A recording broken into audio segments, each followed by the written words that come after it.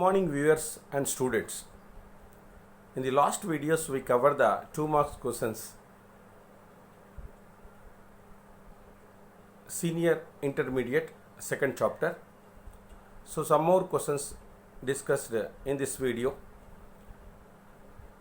Infant mortality rate, it is calculated at a ratio of the number of deaths among 1000 born children in a year is called infant mortality rate. In Health Goals 2016-17, in the 12th 5-year plan, reducing IMR to 19 by 1000 born children. Maternal mortality rate, it is calculated at a ratio of number of delivery deaths among 1 lakh women in a year, according to the health goals set by the 12th 5-year plan 2016 and 17, reducing maternal mortality rate to 75 by 1 lakh women. Next, third question. Urbanization, the gradual transformation of rural and semi-urban areas into cities, into urban areas is known as urbanization. If the people are migrated from rural areas to towns or cities, it leads to urbanization. Due to the lack of industrialization, the process of urbanization has been slow in our country, and it had failed to generate social forces which usually bring down the birth rate. Next, another question, joint family system. So joint family system in India is very much common in the rural areas.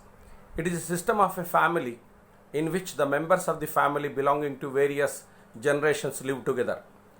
It is one of the main social factors which encourage young couple to have more children, since upbringing of them at home is not a problem.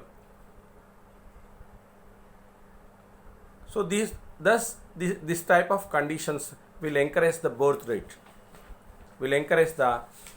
in the country. Occupational distribution of population. Another question. It refers to the distribution or division of population according to the different occupations in the country is called as occupational distribution. They are divided in the three categories. One is primary occupations, second secondary occupations, third is tertiary or service occupations. Next question, primary sector. So primary sector is also called as agriculture sector. It includes all the activities like agriculture allied activities, forestry, fishing, animal husbandry, poultry. They are carried with the help of nature. They are carried the activities with the help of nature because their products are essential for human existence. In developing countries, a large portion of the population is engaged in these primary activities. And tertiary activities. So tertiary activities is also called as a service sector.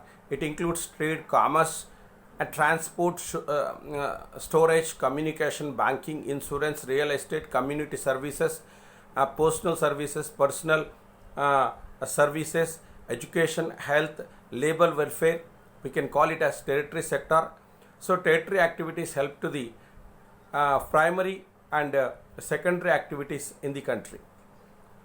Next, total fertility rate, number of live births by a woman during the entire reproductive period is called it as total fertility rate. In the 1950, total fertility rate was 6.0, which come down to 2.1 in 2008. Next question, Janani Suraksha Yojana. So Janani Suraksha Yojana was started in the year 2005-2006 in Andhra Pradesh government. This scheme was an objective to encourage pregnant women for an institutional delivery in public and private hospitals, which contributes to the reduction of infant mortality rate and maternal mortality rate in the country. Sarva Shiksha Abhiyan. Sarva Shiksha Abhiyan was introduced in 2001-2002 with an aim to provide universal education to all children in the 6 to 14 age group by 2010. Besides, SSA intends to build social, regional gender gaps with an active participation of the community in the management of schools. NPEGEL, National Program of Education Girls at Elementary Level, and EGAIE. EGAIE means what? Education Guarantee Scheme and Alternative and Innovative Education are two important components of SSA. Next, another important question, HDI.